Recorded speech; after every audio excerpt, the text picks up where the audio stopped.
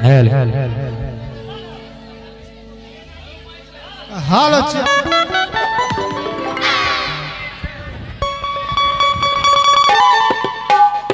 हालो शे हालो हालो समादरणीय संगीत के चाहने वाले संगीत प्रेमी भाई माता एवं बहनों तथा नौजवान साथियों बड़ी हर्ष की बात है जो कि आज की रात जितिया व्रत के शुभ अवसर पर यह कार्यक्रम चल रहा है और साथ ही साथ हमारी कंपनी को आमंत्रित किया है। आइए, हमारी कंपनी का पता है आप है new Munna musical orchestra and Bidesiya drama party, gram post खेरो, थाना पुरैनी बाजार, जिला मधेपुरा, बिहार से। और हमारे कंपनी का प्रोपराइटर साहब आप है श्री श्री 108 मिस्टर अशोक बिहारी जी। महानुभाव, आज की रात जो आप सबों के बीच हमारी कंपनी अभिनय रखा है, इस अभिनय का शीर्षक है नीलकमल पिता हत्या जमीन बंटवारा। नीलकमल पिता हत्या जमीन बंटवारा भाई भाई की तौर पर यह कहानी है। ये कहानी हिमाचलपुर शहर की कहानी है। ये कहानी एक ऐतिहासिक कहानी है।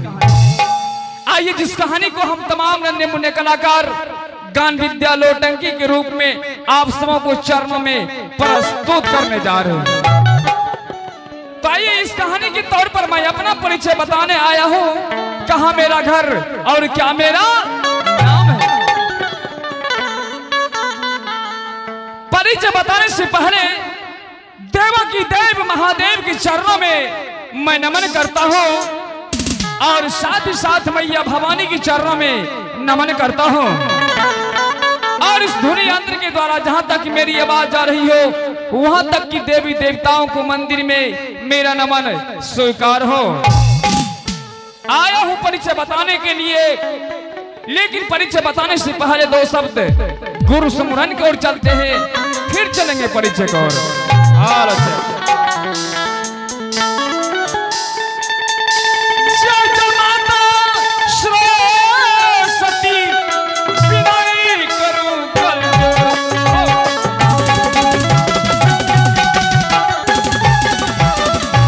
जय जय माता सरस्वती विनय करूं कल जोर, पद पंकज श्री नायक माता कंठ विराज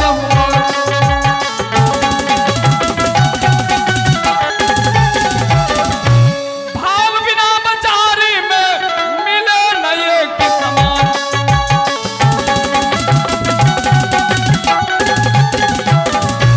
भाव बिना बाजारी में नए की समान, भजन बिना हरि कैसे मिले दीन बंधु भगवान।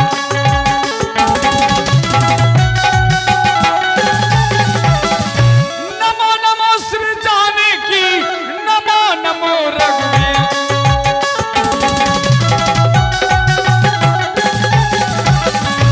नमो नमो श्री जानकी, नमो नमो रघुवीर। नमो नमो जगदीश।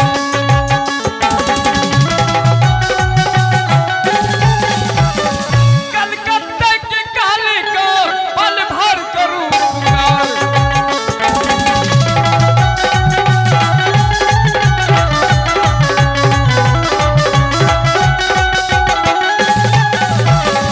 कलकत्ते की काली का पल भर करूं पुकार। घेर लिया जंगल में दुश्मन माता आकर करो संहार।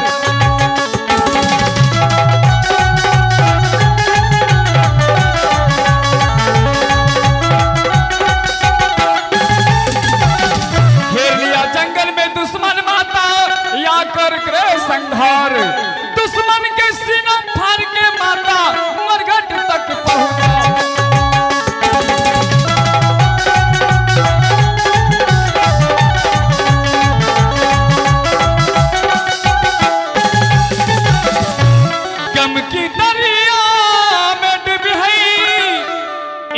सितारा